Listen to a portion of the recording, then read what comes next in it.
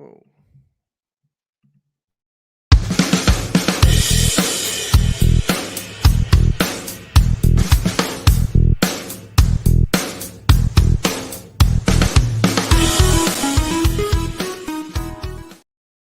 We made it to Friday.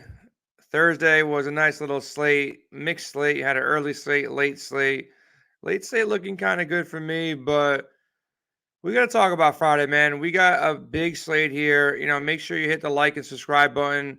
Got some aces, or you can kind of call these guys aces. I don't call them aces. I don't really want to play these guys up top.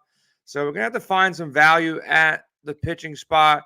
Make sure you check out Adam's article on WinDailySports.com. He nails pitching every single day of the week. So going to lean on him. I got a couple favorite plays, but Adam, I want to hear your favorite aces of the slate before I give you my picks. I got a guy of value that you might not like, but maybe you can get down with it.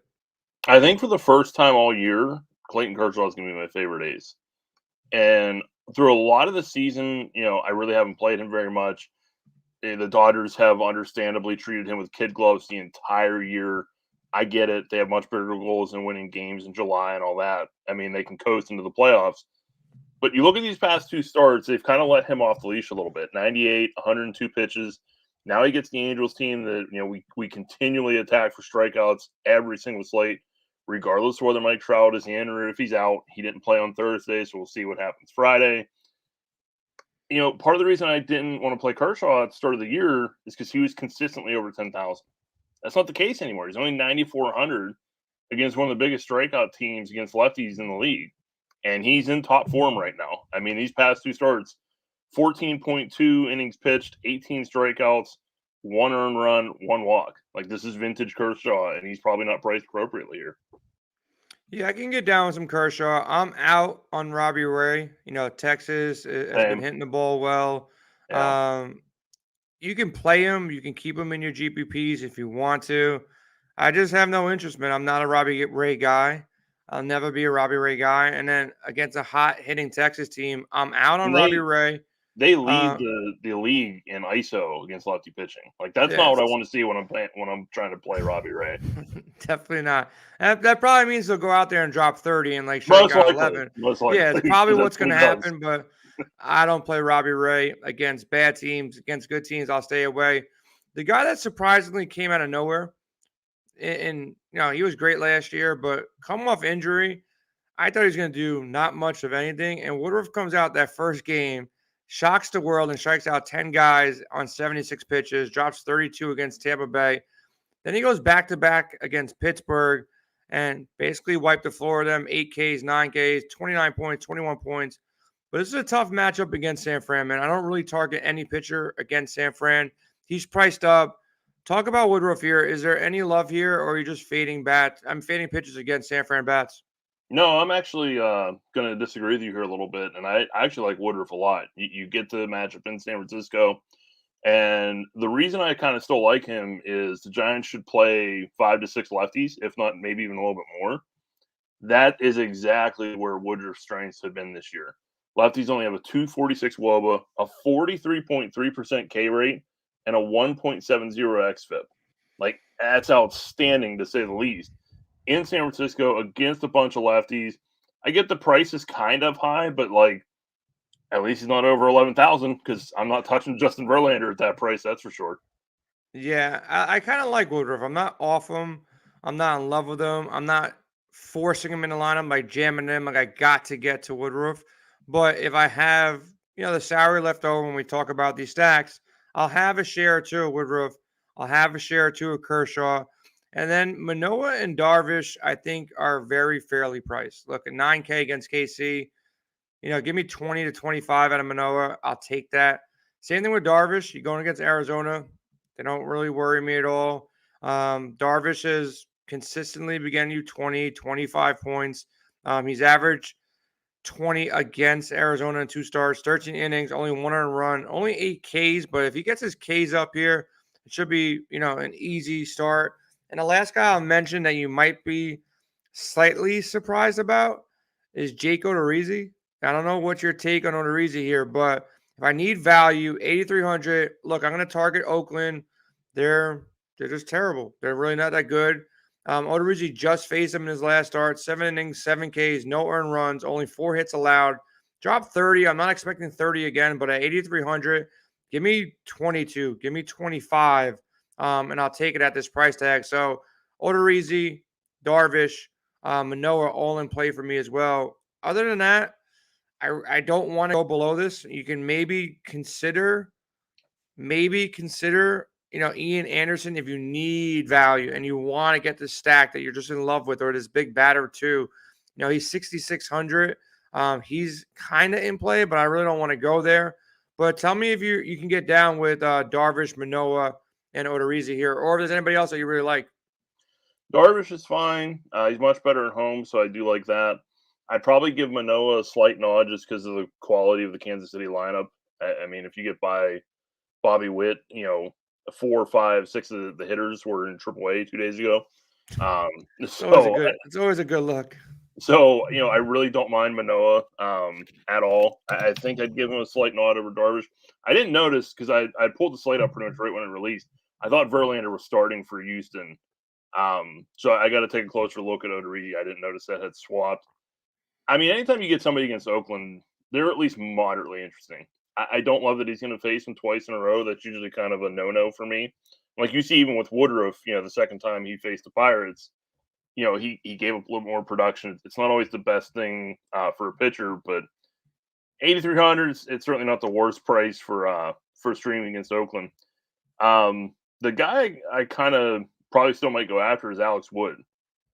I'm kind of a little scared to chase him after the 33-point game. I'm annoyed because I've been chasing that game the entire season.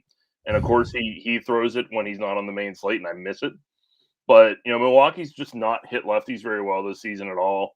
Wood's still fairly priced, and his xFIP has been a run and a half under his ERA pretty much the entire season, which is why I've been chasing him the entire season. So I really don't mind him at 8,600 either. But once we get down into the sub 7,500 range, it's getting pretty ugly quick because there's just not a lot of redeeming factor down here. I'm going to say something that's really gross, and I this might be the first time in 3 years I've done this. I might play a little bit of Madison Bumgarner. The Padres are coming out of Coors Field. That's usually not the greatest thing for the offense. It's in San Diego. That's going to help. I mean, Matt Baum's not good anymore, but he has a habit of not exactly getting lit up in any start. He's going to give up runs. I don't expect him to cruise through this one or anything, but getting that or the Padres offense coming out of Coors Field, I do kind of like him because the Padres can't hit lefties this year anyways. Even on a good day, we talked about this when they were in Denver. They got a couple lefties. There's 3 hitters with a WOBA over 320 in that lineup. Most of them just can't handle lefty pitching for whatever reason. So I'm not going to feel comfortable with it, but I'm going to have a little bit of Bumgarner in the lineups that I really want to fit in all the big bats. Yeah, I'm not in love with it. I think the first start of the year you tried selling me into Mad Bum too. I remember you saying in spring training, Mad Bum, had some velocity up. And this Padres lineup is pretty terrible. Outside of Machado and Cronenworth, you can attack it. And if you need value there, between him and Ian Anderson, you're pretty much getting the same guy, some guy that you're hoping to get 15. So not a bad idea. I would lean Anderson just with the softer matchup against Washington because I do think San Diego's still, slightly better with Machado in that lineup. And they find ways to score, here or there. But let's switch the conversation, man. Let's talk about these stacks. The first stack that, just jumps off the page to me is Atlanta. I know Patrick Corbin had that one start when he went out there. Super impressive against Pitt. And then he kind of backed it up with a decent start against Miami. He just faced Atlanta in his last start. So they're going to hammer him here. They let up 8 hits, only 1 home run, 4 earned runs, 4 Ks. I think they get to Corbin in Washington here. Probably one of the best stacks on the board looking at this early. You get a good hitting team from the right side going against a weak lefty in Corbin. They just faced him last week. I like them a bunch. Outside of that, you got a Coors Field game, but probably have 2 of the weaker offenses. So don't go to Coors. I'm not going to load up on Coors. It can happen, but I actually respect both these pitchers too. Quintana and Marquez against weak lineups. I'm not going to pitch these guys, but I don't really want to stack there as well. Another spot you can look at if you don't like Atlanta, Toronto versus Greinke can be a good spot. Toronto has been kind of cold, but they still have one of the better lineups in the league. And then you got Houston, going against Cole Irvin here. I know it's not the same lineup without Alvarez in it, but Irvin can get touched up here in Houston. Another spot that I would look at. But Adam, thoughts on attacking Corbin? Thoughts on other stacks? Where are you leaning? Early look here at this Friday slate. Yeah, I mean, I definitely like the Braves. I just said that pitchers facing the same team twice in a row usually doesn't end real well. And then you have, a pretty bad bullpen in Washington side. The problem obviously becomes, Atlanta's pretty damn expensive, especially near the top of the stack.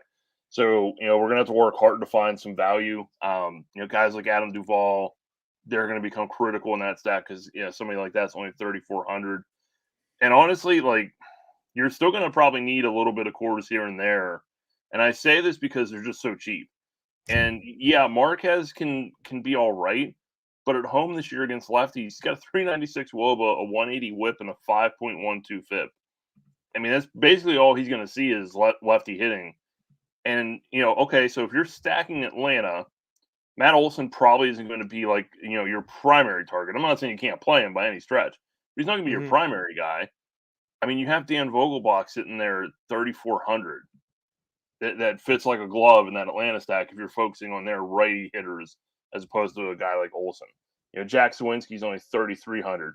Guys like that, it's kind of like what we talked about with, when the Padres were in cores. Like, you don't have to full fade, you don't have to full stack, but you can use 2-3 guys as value guys and still get the stacks and the pitching that you're looking for.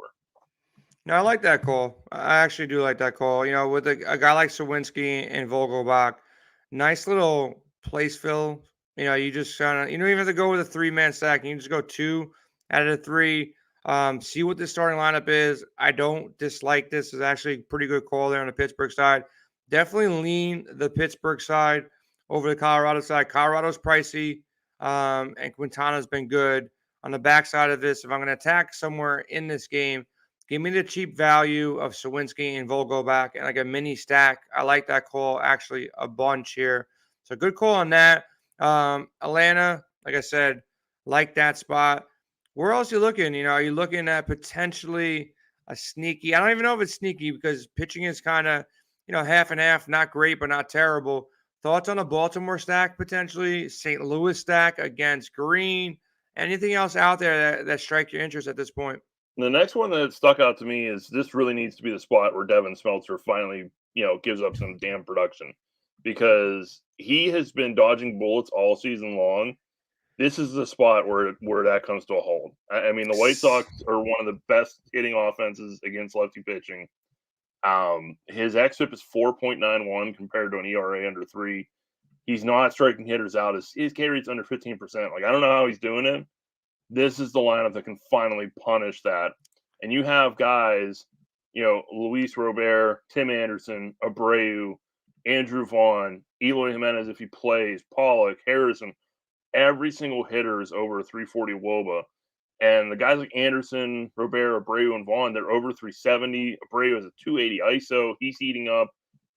They offer you a pretty decent mix. Like, you can mix in the Pollock and Harrisons of the world, at the tail end of the 3K range and still fit Robert and Abreu, for instance, and still get, an ace pitcher because you're only spending 3K on a couple of these bats.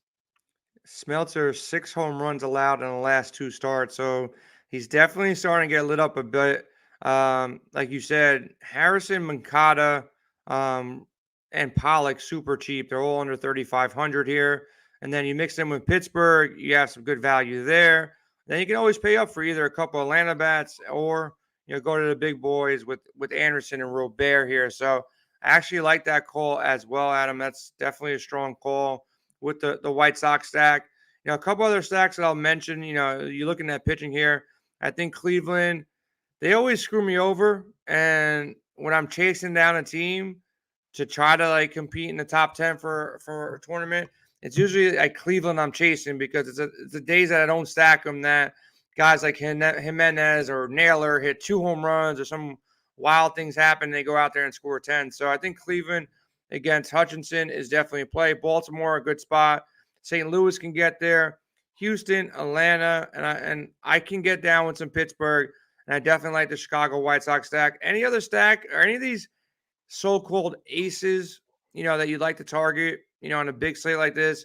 Do you like Texas, against maybe some ownership against Robbie Ray, or which own pitcher do you think could be blown up here a little bit for a nice leverage stack?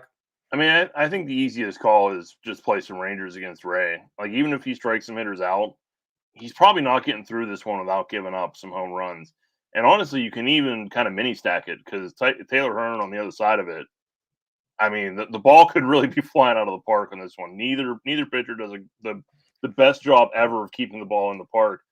And like for the Texas side, and again, they're not super expensive after Seager and Simeon. They have quite a few, pretty affordable bats. And it's somewhat the same on Seattle's side. Okay, yeah, Julio Rodriguez is really expensive, and he should be. Past that, it's not much.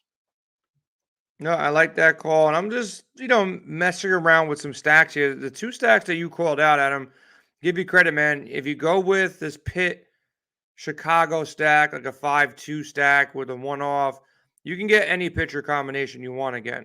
I just built with a Kershaw, Darvish, and then you have a catcher spot at 4,200. If you go even Kershaw, Woodruff, you can still get a $2,900 catcher with that 5-2, White Sox pit stack, because you got 5 guys in those 2 lineups that are all under 3,500. And then you got the 2 big bats, Anderson and Robert. There's so many different ways to build it. Make sure you check out our lineup optimizer at windailysports.com. Make sure you check out our promo too, because our promo will bless you with a great week offer. We'll hit to it right now. We'll be back with our favorite bets of the day. Want to try out windailysports.com and take advantage of our summer sale? Sign up today for our special weekly promo of only $5.99 to gain you access to read all of our articles, check out our projection models, and talk one-on-one with professionals in our expert chat. Use promo code SUMMERSALE, SUMMERSALE, to drop the weekly cost from $14.99 all the way down to $5.99 for a premium gold membership to windailysports.com. Make sure you're subscribed to this video, you're hitting the like button, and you're checking the show notes for all the details. Now, Adam, you got some early games here. You got some late games. You got your guy, Sandy Alcantara, going against the Phillies, -155 favorite. Looking at the board, anything that pops to you as far as games that you're targeting and you're looking at, props that you're looking at potentially for tomorrow. There's a couple props up there. We're doing an early show here. Not too many on the pitchers props. What I see, they got Marquez and Quintana. Quintana over 3.5 at +100 on DraftKings right now. Marquez over. That's a little interesting. I could maybe get talked into that.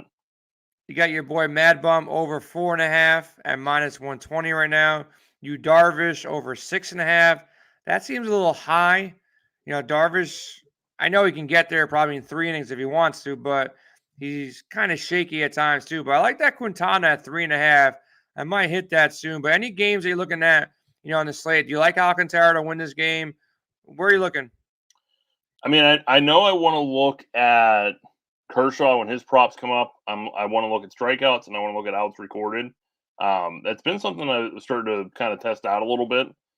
If I'm a little bit unsure about the strikeouts or it's got a big number and there's a lot of juice on it, I tend to start going towards the outs recorded to get a little bit of better odds, because if somebody's striking hitters out, they're getting through the lineup. Yeah, it may require a few more pitches, but you can still get through there. So I know I want to take a look at Kershaw. Like I said, his pitch count's been up. I would, pretty much fully expect him to get through at least 6 with, probably about 7 or 8 strikeouts. Maybe run the ladder up to 10 since it's the Angels. Kind of depends on the Strouts there. Trying to kind of see who else I really want to look at. It'll probably be Robbie Ray, or not Robbie Ray, Woodruff as well when he comes up. Yeah, a couple things I'm looking at right now. I do like the under in that Coors Field game. It's opened at 11 right now. I think that's a little high. I like the under there. These 2 lineups, we talk about the first game in Coors Field a lot, and then you talk about Quintana Marquez being good enough to hold down these bad lineups. I like the under 11 there. Kind of like the over 8.5 in the Smelter game with the White Sox versus the Twins. You know, you have two not so great pitchers. Kopech has just really struggled here. So I like that call there. And I think you're getting decent value on Alcantara, you know, potentially going first 5 here. You got an easy matchup. Kyle Gibson struggled. You know, Alcantara has been a beast all year. Get him at minus 150, 160, somewhere in that range. Kind of like that as well. But we'll be placing our prop bets, our favorite bets of the day, over at Win Daily Sports on our Discord. So make sure you lock in with that. Adam puts his cores in every night. So you want to check it out. Go to windailysports.com. Use promo code Summer Sale. If you haven't signed up, you can try a free week. Get everything we offer at the site, optimizes, projection models, all that kind of good stuff. We're out of here. Everybody get a good start to your weekend. It's Friday. Make some money, and we'll be back on Saturday.